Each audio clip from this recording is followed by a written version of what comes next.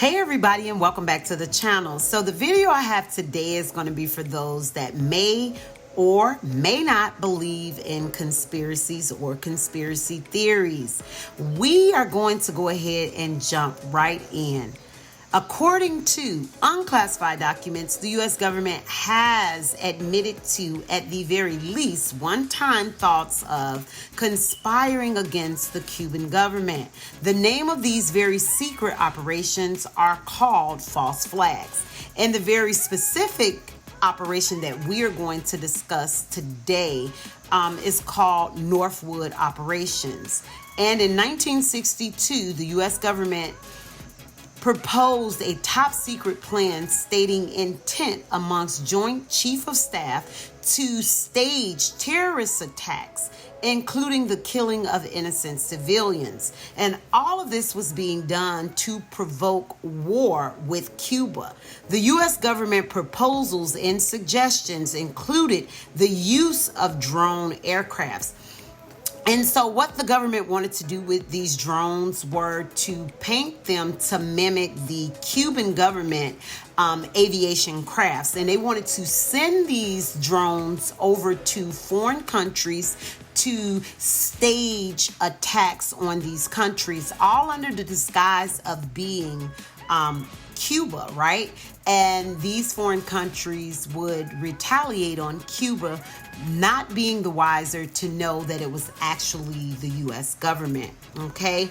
The government actually wanted to stage hijackings. There were suggestions of staging attacks on U.S. vessels and facilities.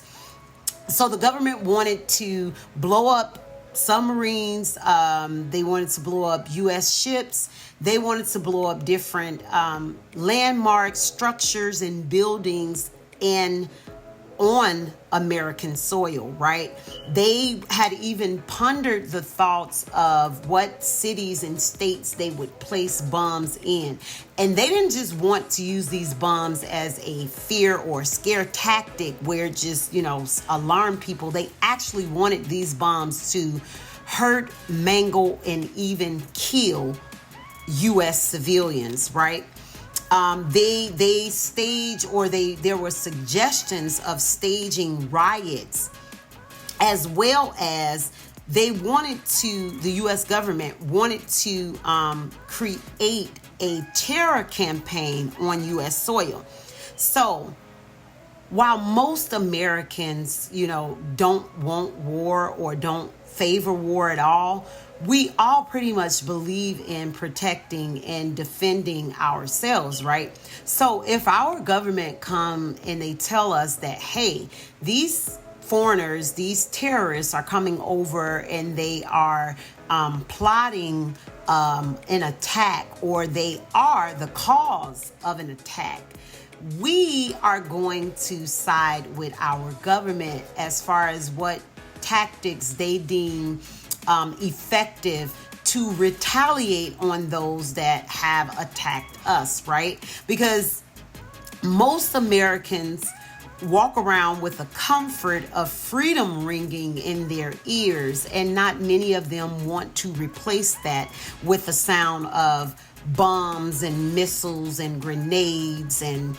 all the heavy artillery that war brings. So we don't want to replace that sound, right? So of course that would then be an ineffective tactic, or the government knew that would be an effective fear tactic to sway the United States citizens to support and favor their actions.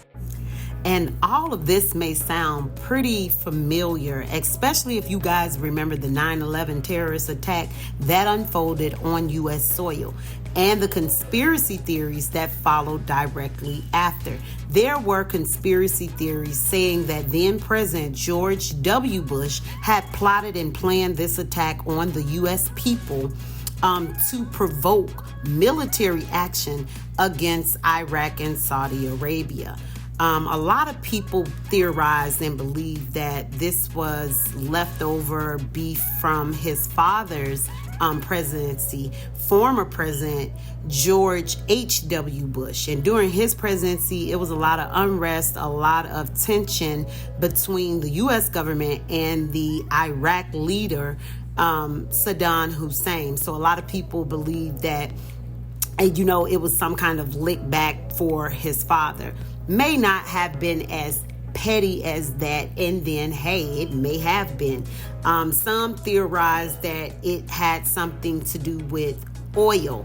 The Saudi Arabia, very rich and powerful family, the Bin Ladens and the Bush family was alleged to have some kind of business deals as it pertains to oil. And we understand that a lot of those Middle Eastern countries are very rich with natural resources of plenty of oil. And so that was why a lot of people theorized that maybe it had something to do with oil. They had a lot of it. America wanted, along with the very personal fact that the Bush family were oil tycoons themselves, right? So they had a very vast interest in everything pertaining to petroleum. And we also understand that war always equate to profit. And there was a lot of money, okay, that many conglomerates stand to profit big time from war, from the makers of the aircrafts, the ships, the weaponry, on down to the makers of the uniforms that the soldiers would wear, to the providers of food by such companies as the Warnick Food Company, the Hormel Food Company, Mars Chocolate Company, and just so many more entities that stand to profit from the war. So you and I may be against war, but when it comes to these uber, super rich and powerful people's money and positions being threatened, they are always willing and ready to stage terror, incite fear, inflict violence, right? To justify their wars and the loss of innocent civilian lives. They call this casualties of war. All while they're trying to convince us or make us to believe there's some kind of honor and great pride in fighting to maintain and protect their power, privilege, generational wealth, and riches. Really? And the even more troubling part of this story is that this plan in 1962 would have actualized itself if not for then President John F. Kennedy refusing to sign off on this very unethical, immoral, low vibrational operation, right? And the whole plot or the whole conspiracy surrounded then President of Cuba, Fidel Castro. After he had taken power in 1959, he had began allowing communists into the new Cuban government. He was nationalizing U.S. business. And so this left a very sour taste in the U.S. government's mouth, because how dare you, Fidel, infringe on our commerce and our money, right? Meanwhile, Fidel was busy improving and aligning his relationship with the Soviet government. And this further aroused the concern of the U.S. military due to the Cold War that was going on. And at this time, they dubbed the Cuban Missile Crisis, right? So what was going on was Fidel was allowing the Soviet government to come over into Cuba to construct and build nuclear weaponry, right? And all of this was being done to further deter any invasions by the U.S. government, okay? But the more ironic part of this story, I guess, is that Fidel Castro would go on to outlive many of those who accosted him for decades, okay? He would live and to be in very old, ripe age, and he would die in 2016 at the age of 90. This takes us to the 1963 assassination of President John F. Kennedy. Was he murdered by some alone crazed assassin by the name of Lee Harvey Oswald? Or was he murdered by his own government due to his refusal to sign off on one of the most inhumane staged attacks on innocent U.S. civilians? I don't know, but we are going to look at just a few of the main characters involved in this story, beginning with the accused assassin, Lee Harvey Oswald. Now, I do want to say this. There are a lot of stories, a lot of theories, a lot of scenarios out there, and I think it's important to know the reason why there are so many conspiracy theories that are floating around is because this story, this conspiracy runs very, very deep, right? There are thousands and thousands of documents that have yet to be released to the public. The government is basically discarding the 1992 law that was passed, the transparency law that was passed, stating that these records in regards to Kennedy assassination should be released within 25 years. That was in 2022. That was in 1992, and I think it expired in 2017. Okay, and so what a lot of researchers found is that the documents that are being withheld, they are covering up the names and information of people that are affiliated with the mob, allegedly, right?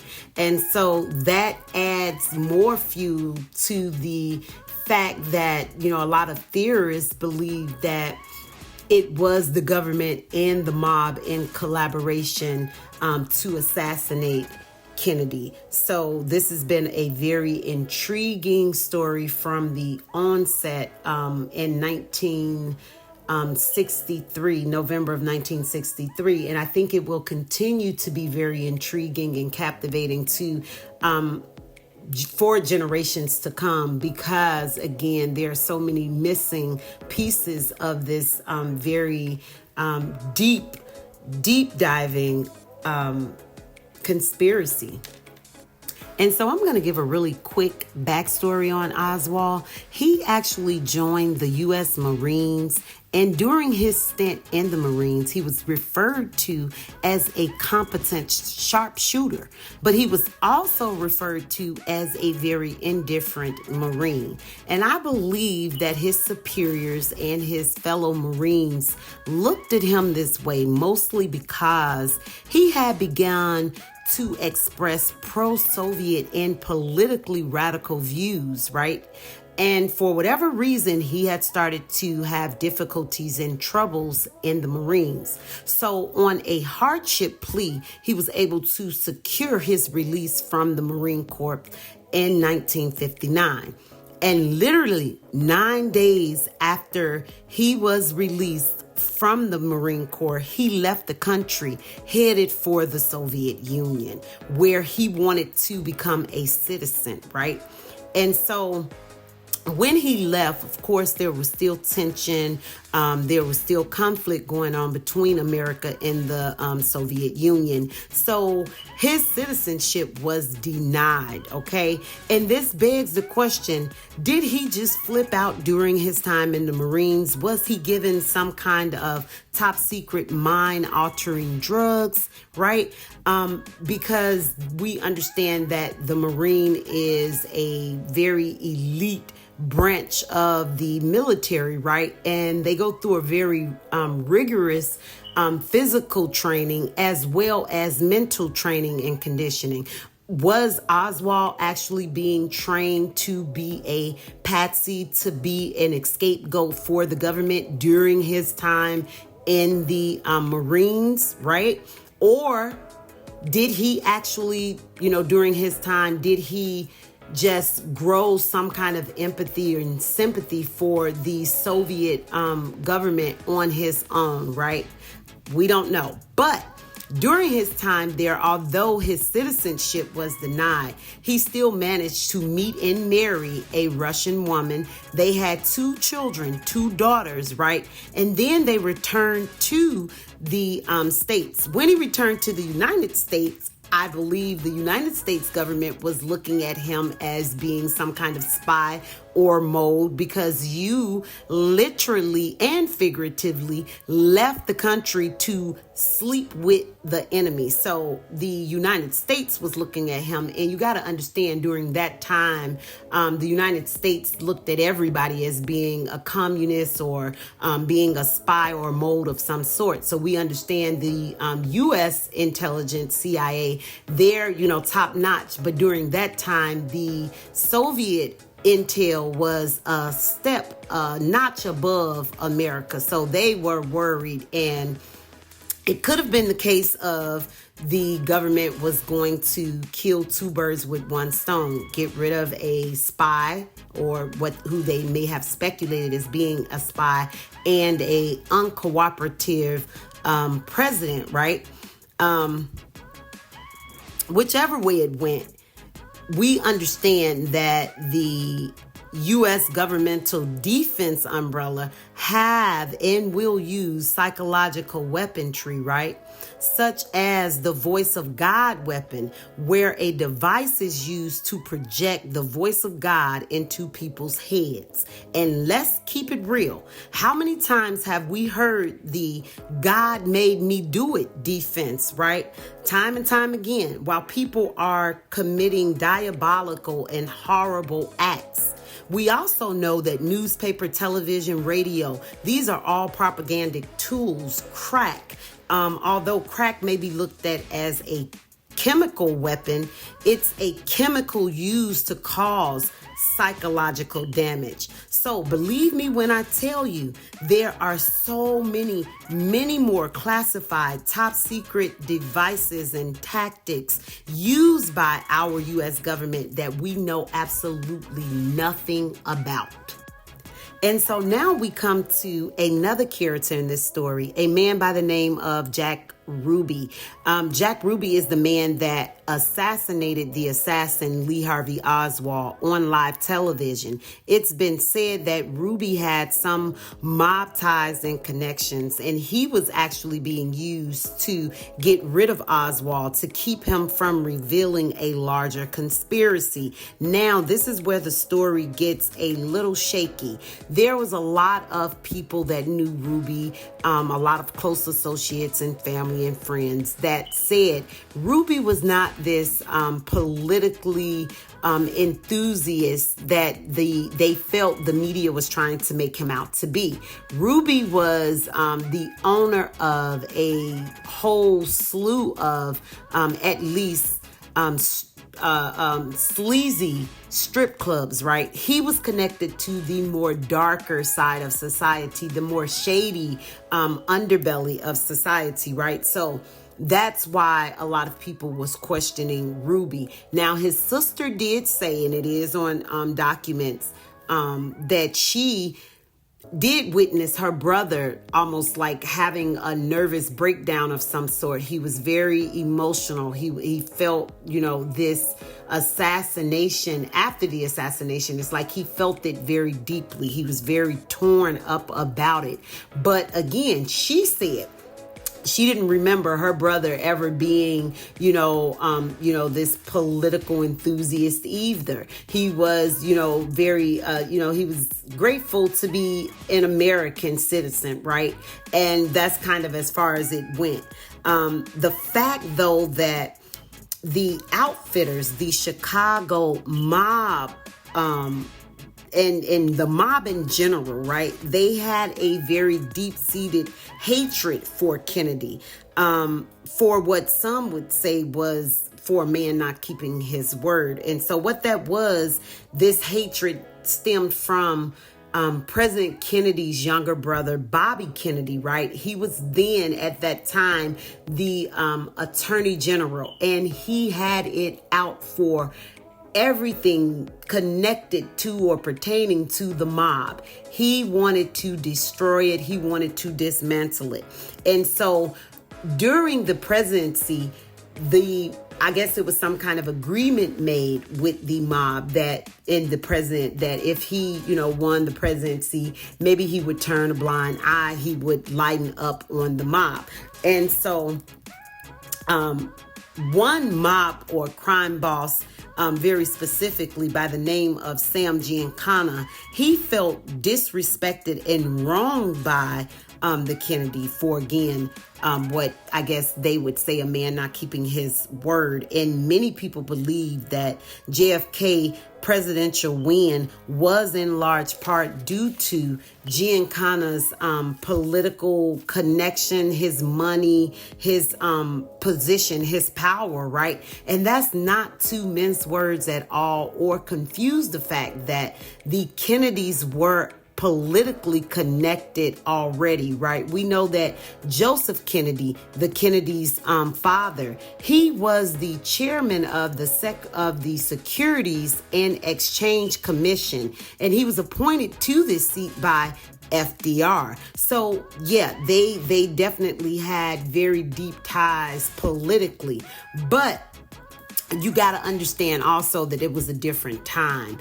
Kennedy was the first Catholic president, and you look at now and you like, well, nobody really cares. Then they did. Now maybe not so much. And so they wanted to assure this presidential win. They wanted to solidify it. And so they wanted to use all of their resources to do such. And this is why they wound up reaching out to the mob outfit, right? And you can see that this conspiracy runs pretty deep, as you might imagine the murder of a president would, okay? And it gets even more strange. There were many, many, many mysterious deaths of witnesses and many other people connected to the assassination of JFK, both directly and indirectly. One of the cover-ups, they believe, was the first murder to cover up the assassination, and that was of Officer J.D. Tippit. And J.D. Tippit was a police officer that was like some blocks away from the Daily Plaza after the assassination. And so it said that Tippit stopped Oswald. He was questioning him, and Oswald shot and killed him. But the confliction there is that many witnesses said that that was not Oswald that Tippit was talking to. So that begs the question, was the police officer talking to the real assassin, or was he talking to the second assassin that they could not locate, but many people, many experts believe exists? They believed it then when it happened, and many experts and researchers believe there was a second assassin, right? And Ruby was captured directly after the murder of Oswald, and he was sentenced to death. Okay, and some 2 years after the assassination, Ruby was given an appeal for a second trial, but that second trial never happened, okay, because Ruby went crazy, fell ill, and died, okay, before that second trial could ever take place. Hint, hint, okay? But the more strange part of this story is right before Ruby was to testify, he was visited by a CIA-approved doctor, one Dr. West, and this doctor specialized in inducing insanity in people without their awareness, okay? And so this is on document that this is what this doctor specialized in, or what his special talents were. And it is alleged that witnesses allege that this is the same doctor that came to visit Ruby right before he went crazy and fell ill. Okay, and this goes back to what a lot of his family members and people were saying, and how his sister felt that he was acting weird. That maybe Ruby, the CIA had gotten to Ruby and gave him some kind of mind fuckery drugs. We don't know. But witnesses do testify that when Ruby was captured and pinned down by the police, he said, wait, what am I doing here? And why are you guys jumping me? And it was as though he was having some kind of outer body experience or occurrence of some sort. This is a legend, according to witnesses, right? And as if that wasn't crazy enough, we moved to a journalist that was killed by a karate chop to the neck. And it was all kind of mysteriousness surrounding this death, right? Because they could never really give a definitive reason for this person's cause of death, okay?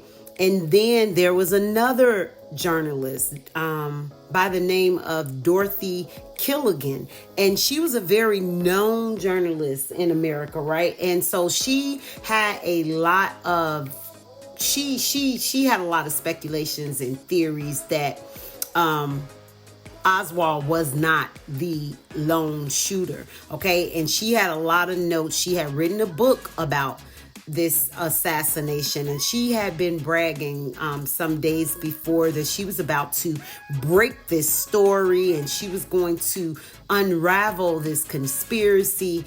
And right before them, because we know journalists, they are avid writers, right? And they're always like jotting down notes and stuff. So she had a lot of notes, and she had finished writing the one and only book.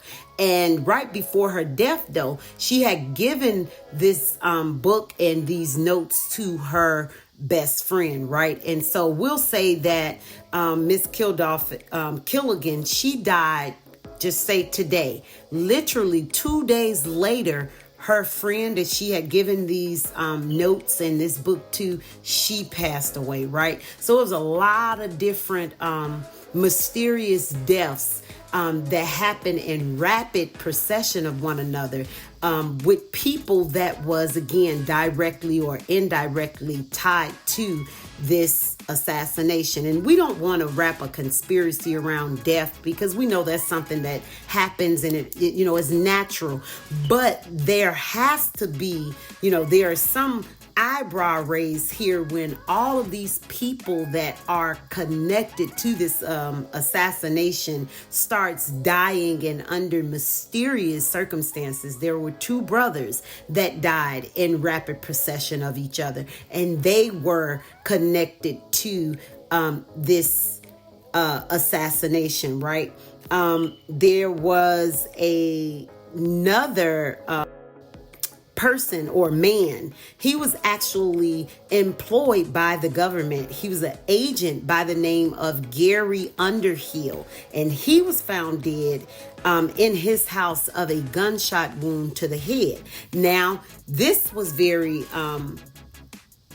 iffy and questionable. His death was, because we'll say he was right-handed, but they found him shot with a gunshot, wound behind his left ear. So family was like, that doesn't make sense that he would reach all the way around his head to kill himself in the position of the gun where it was found. And again, he was right-handed. It was found by his left hand. So all of this was very questionable, to, say the least. And the list just goes on and on. It reads like a laundry list of people that were that died under very mysterious circumstances that were directly and indirectly connected to this assassination. So it doesn't take one. You don't have to necessarily believe in conspiracy theories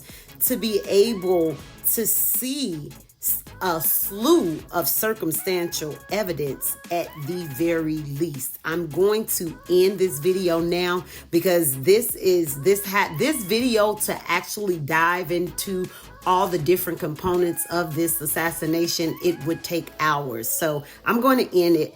I hope you guys enjoyed this video. If you did, I'd like to ask you to go ahead and hit that like button. Do consider subscribing to the channel. And until next time, keep it peaceful.